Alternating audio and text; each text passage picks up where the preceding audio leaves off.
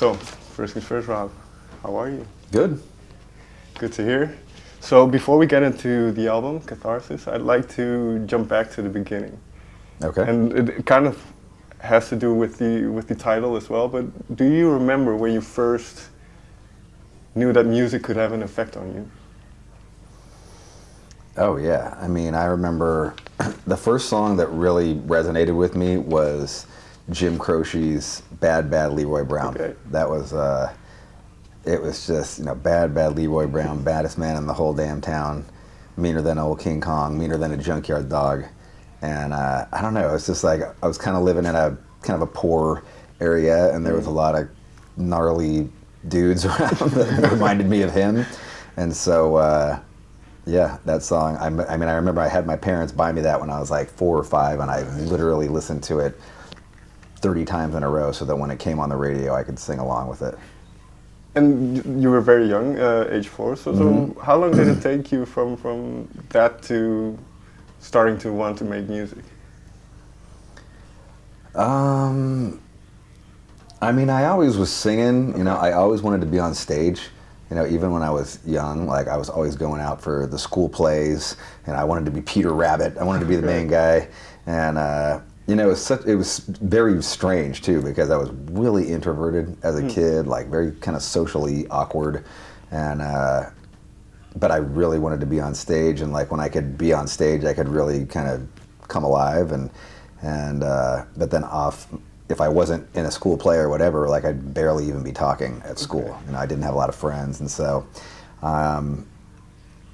I always remember going out for school, like talent shows and singing songs and stuff, and so eventually I just got into be a band, and and here I am. Do you know quite why? A few years later. Right, but do you know why you were attracted to that stage then? I don't. I don't really know why. I just. Okay.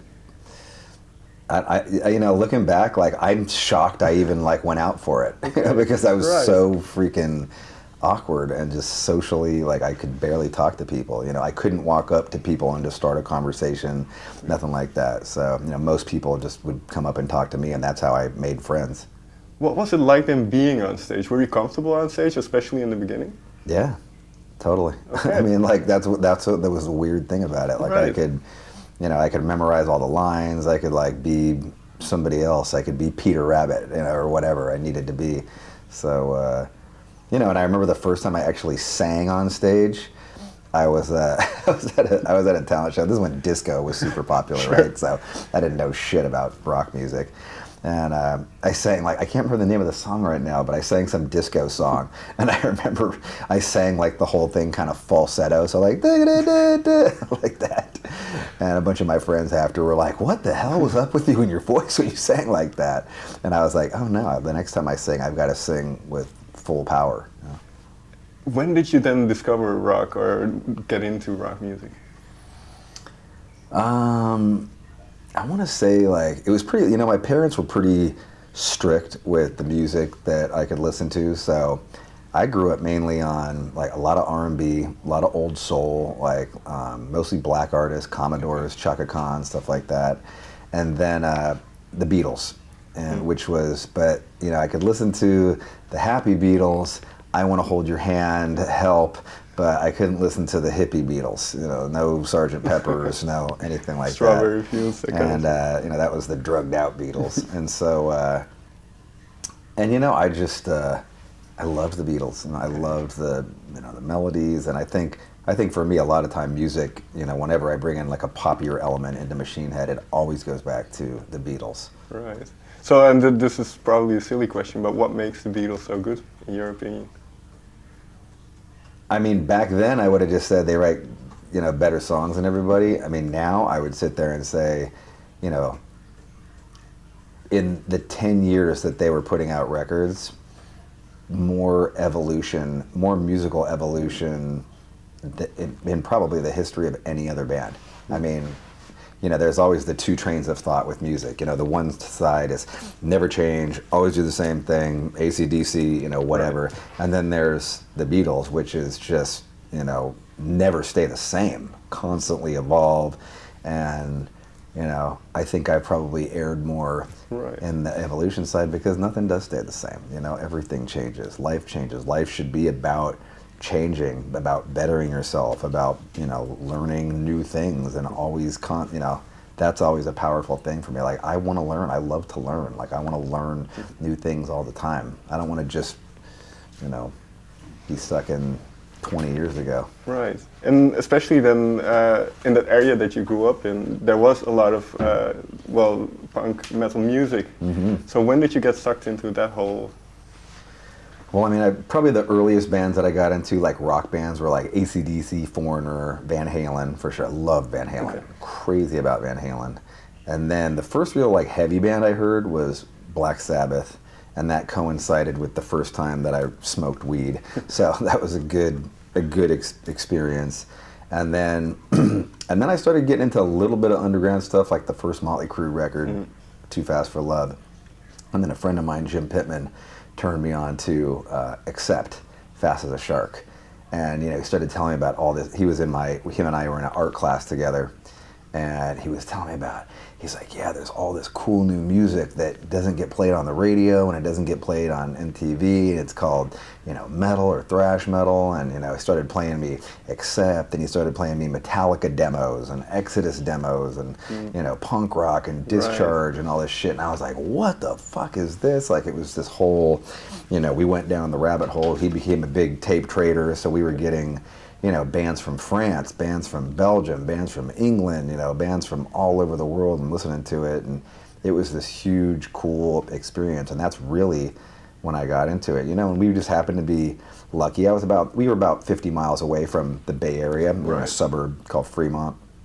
And, but, you know, we knew of the scene, and, you know, we started going to shows, and, you know, I'm 16 years old. I'm going to see Metallica open for Raven at the Keystone Berkeley to 250 people, you know, like, and that was my, you know, like you always hear the old cats talk about their Beatles Ed Sullivan moment. I saw the Beatles on Ed Sullivan moment, then I had to pick up a guitar and play music. Like, the Keystone Berkeley Metallica opening for Raven was my Beatles Ed Sullivan moment. Like, we drove home and it was like, we got to get guitars, we got to play thrash metal, we got to get into the clubs, and, you know, that was it. From there we were hooked. So at that time, kind of getting into that scene, was there an awareness of what was about to happen, or that the music was about to explode in a way? No, not at all. I mean, I don't think that any of us thought that was going to be some huge musical moment. You know, we were seeing these bands playing in tiny little thrash metal, you know, Ruthie's Inn, Mabuhay Gardens, The Stone. Like, these were just little, you know, 400, 500 cap rooms, and, you know, Metallica would be hanging around, you know, like, and we were, you know, we were younger than them, so it's not like we were in that scene. You know, we were just like a bunch of little runt teenage kids to them. But it was a cool thing, and it was basically, in a lot of ways, it was held together by this radio station called Rampage Radio, Ron Quintana's Rampage Radio, KUSF, and they played from 2 a.m. to 6 a.m. They played thrash and punk and metal and, you know, new wave of British heavy metal, and we would sit there, and we were in Fremont, like 50 miles away, and so we'd take our little Radio Shack.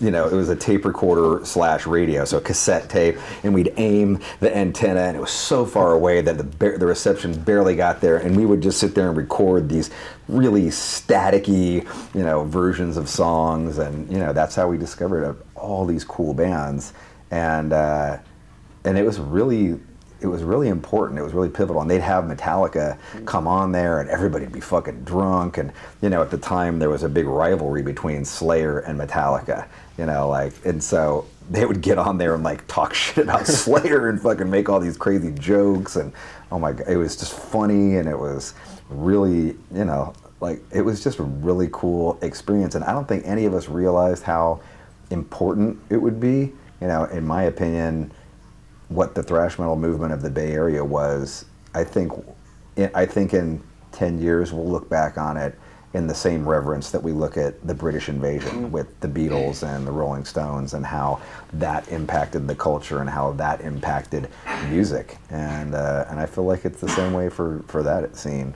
And you say it was very pivotal, I suppose, for the entire music scene, but also for you yourself. Well, and if you relate it to Catharsis, what did this kind of music give you? Well, you know, the thing that was crazy for us is that music was super important. Thrash metal, metal, underground metal. But then at the same time, punk was coming out and hardcore. And so we were, you know, my first thrash show was Exciter from Canada at the Stone. My second show was DRI, Violent Pacification EP at the MAB, when they pretty much only drew like fucking insane skinheads. And, you know, so it was like, holy shit, you know. And then at the same time, rap came out, you know, and we were talking about, you know, LL Cool J and Run DMC and the early Beastie Boys stuff. And that was just as crazy to us because it was so provocative. It was so like, fuck everything, fuck everybody, we're getting wasted. And, you know, those three things all kind of coalesced into what we were listening to. And for us, it wasn't like, you know, Die Hard metal or Die Hard this. It was all just cool, new shit for us. And then all the girls we were hanging out with were listening to The Cure and Morrissey, you know, so we were just, there was just all this music coming around that in some ways, as important as metal was, all of those other things were just as important, and that helped shape what Machine Head ultimately became. So I'm going to skip over your previous album, bands, Forbidden and Violence. And when you started Machine Head, what was the mentality? Because you mentioned all this culmination of all these kinds of music, and what was your mentality or mindset at that point when you started Machine Head? I was dealing drugs, you know, after my thrash band Violence was kind of ending. Like, I started dealing drugs, dealing speed and crank in particular to make money, and I got good at it. You know, I ended up making a lot of money, and then at some point I got offered quite a bit of speed, and it really freaked me out. I was like, holy shit! Like, I don't want, you know, like, I'll never get out of this if I accept this, and you know, at that point, it shook me. Like, it shook me and scared me. Like, it scared the shit out of me. And I was like, I don't want this. Like, I never wanted this. Like, I just want to make music, and I just want to play in a band, and I was just doing this to make money on the side and get from point A to point B. And I think a huge part of my drive in Machine Head early on especially was to just get out of the life that I was living. And it was a crazy, very violent life. And when we came out, you know, I think, you know, we just had this kind of urgency to get out of where we were, and I think you really felt that on the first record. You know, there was kind of like a do or die mentality to it, and you feel that, and it was genuine. You know, we definitely were living a crazy life, and so that helped fuel what we became, and then we did get out of it, which was crazy because, you know, then we sold, you know, we became the biggest debut album in Roadrunner history, you know, 500,000 records sold, and it was like, whoa, like, our lives are different now. Because